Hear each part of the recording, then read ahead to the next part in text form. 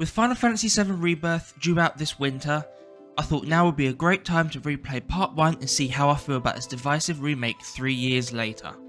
I'm going to split this video essay thing into 3 sections: gameplay, level design / overall design, and finally, the big one, story.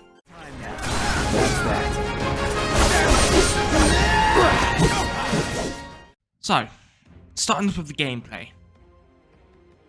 I didn't really enjoy my time with the base game, which is kind of strange, because I remember my first time playing the game 3 years ago on launch to be quite different. I don't remember it being this awkward to play.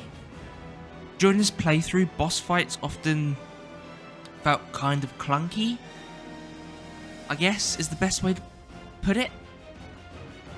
Out of all the playable characters, Cloud felt the absolute best to play, with his melee counter and abilities in general. Infinity's End in particular is a very, very fun ability if you can time it with staggering an enemy.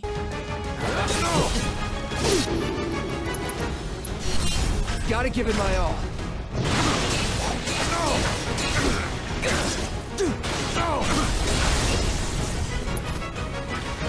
I'm ending this. Tifa was also pretty fun. When you stagger an enemy, you can try and get the percentage as high as possible. That was fun. Finish him off!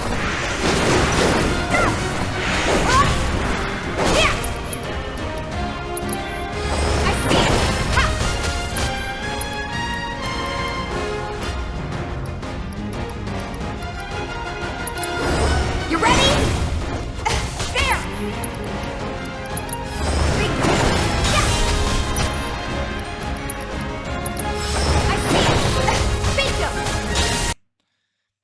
While I'm on the topic of party members though, and this is also why I felt the combat felt kind of clunky at times, the AI party members are dumb as rocks. So many times throughout this playthrough did the AI just stand still, guarding, doing absolutely nothing. If they actually do decide to do anything, it's just basic attacks. And I'm pretty sure if the AI is attacking, they don't get as much ATB gauge as if you're controlling. And I get it, right? The intention is that you swap to that character, or you make them do the action via menus. But this specific problem has been fixed before in games like Dragon Age Origins with its tactic system, and even within Final Fantasy itself. Final Fantasy XII has the Gambit system, which is ultimately the same system that Dragon Age has, where you can set it so that during a condition in battle, the AI performs an action. So if a party member gets below 40% HP, you can have it so that your healer casts Cure on them.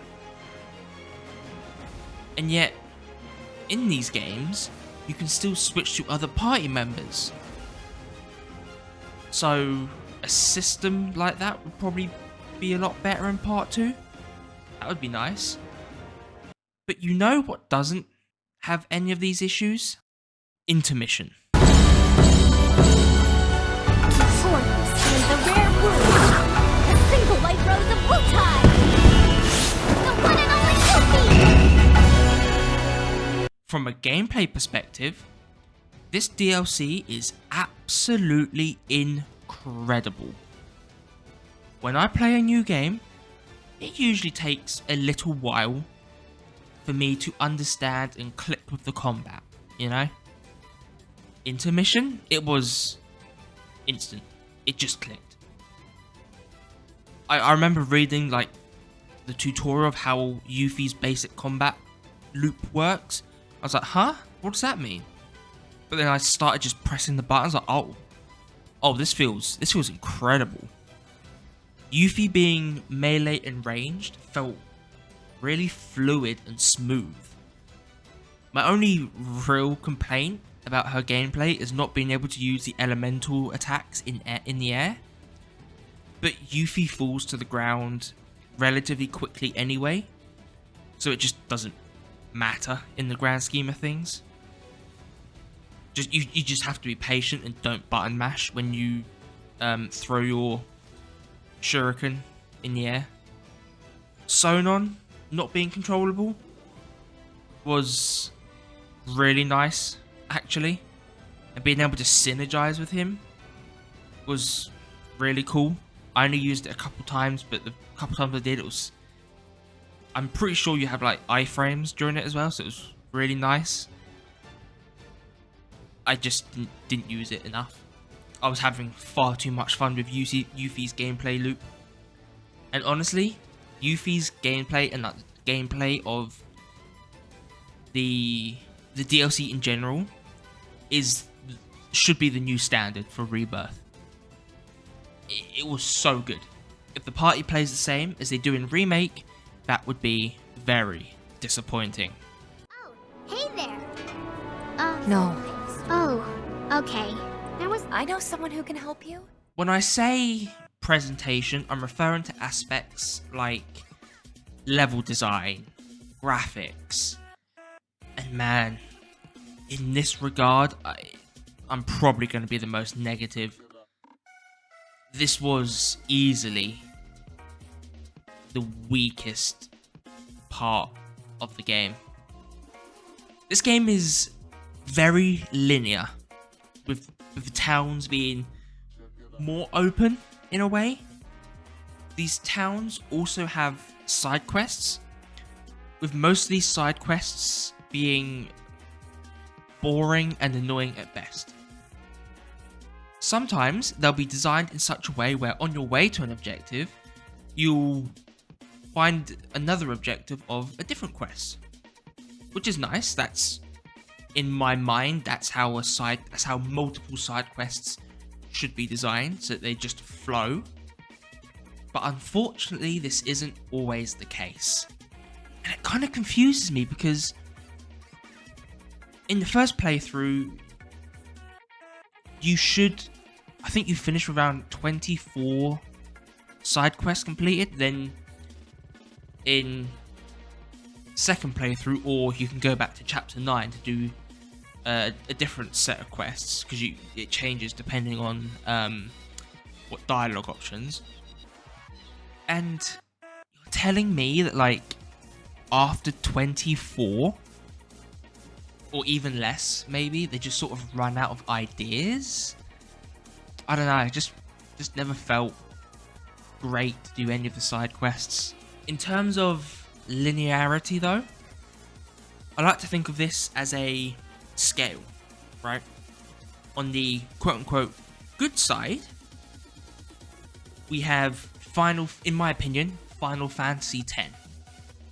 This game is very linear, but the game does a fantastic job at distracting you with its lore, characters, and world building. On the other end of the spectrum, again, in my opinion, is Final Fantasy XIII. This game is also very linear, but doesn't do nearly enough to distract the player from this. So, on the scale, where do I put Final Fantasy VII Remake? Well, I would put it roughly in the middle, but leaning towards 10. When you are just holding forward through hallways in the game does a pretty good job at not making it last too long. It'll have cutscenes, it'll have battles, it flows decently well. However, at times, the game forces Cloud to a walking speed and slows everything to a crawl. And that's annoying. But as you get to the towns and these rest spots and like the times where the story, game, whatever just slows down, the distraction completely falls apart. And finally for this section, the graphics. This is going to be short, they're kind of hit or miss. The character models themselves look really, really, really good. But then sometimes the background is just very low quality. I understand that like you spend most of the game in the slums and corporate hellhole, Shinra HQ and whatnot. But I think the colour palette also is very meh at times. And the textures as well, man. Sometimes they can look very low quality and blurry. In editing, I realised I forgot to talk about intermission in this section. Once again, it's great, it's good, because there's not really any annoying side quests. The most annoying one is finding the happy turtle flyers, and that's it really. Everything else is smooth, fluid, everything flows great, it's amazing. Once again, in this regard, I think intermission is how part 2 and 3 should be designed. It's just great. Borderline perfect. Amazing. 7 seconds till the end. Finally, we are at the big section. The story. This section is kinda hard for me to formulate my thoughts and feelings, because I believe the story isn't bad. It just feels so unnecessary. I understand everything conveyed to me, right? Everything that happens is clear and concise. I just don't understand the need for the whispers to exist, right?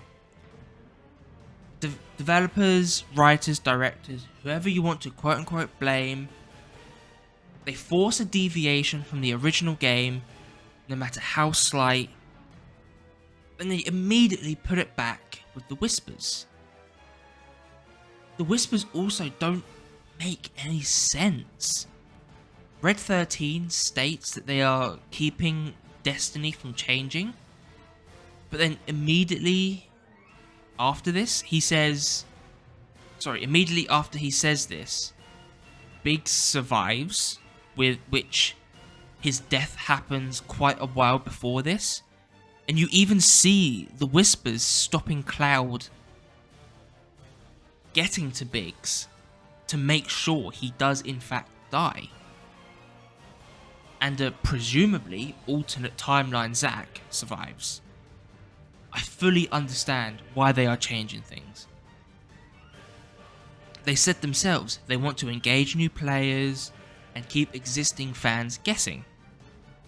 But the game also hinges on the idea that you've played or are at least aware of the original game and compilation stuff like Crisis Core and Advent Children. At times it feels like it's trying too hard to be different from the original, if that makes sense. And I'm not explicitly against the changes, right? I think changes like going to Jesse's home and steal some different explosives from the Shinra warehouse are good. That's good expansion, because it is expansion. I just wish that the original game got modernized and released on consoles, because let's be real, the PS1 Final Fantasy games are rough as hell to look at, with Final Fantasy VII being the worst out of the 3.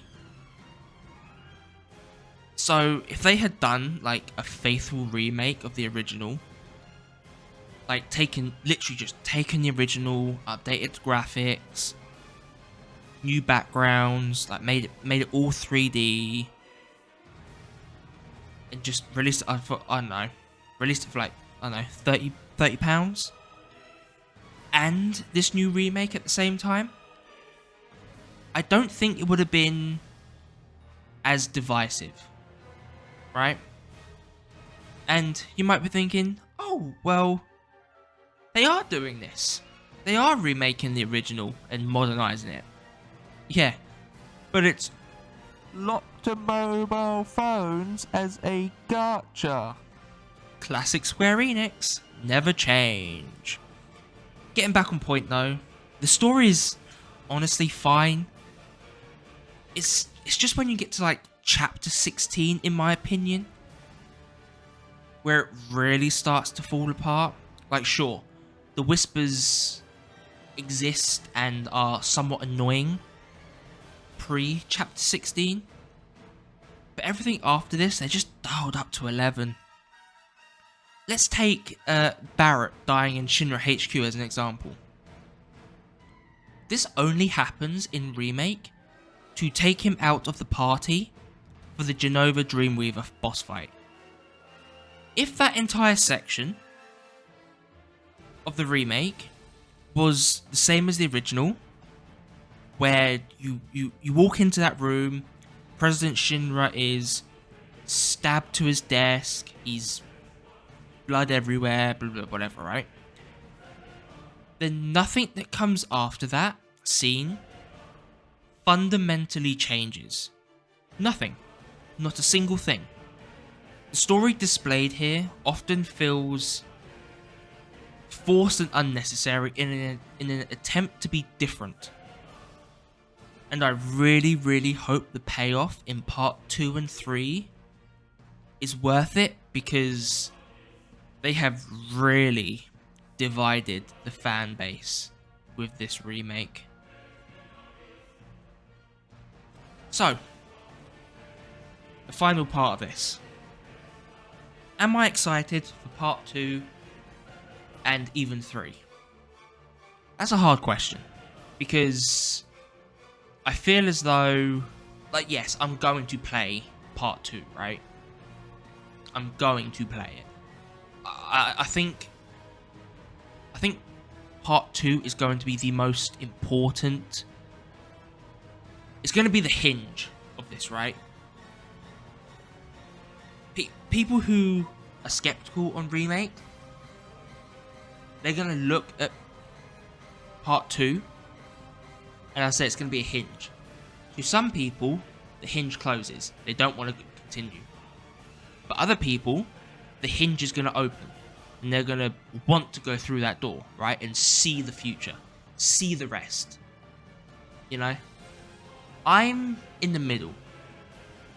As I said, I'm not against the changes. I think the story is fine. I just wish that the original was modernized so that new players could see the original and then go into the remake.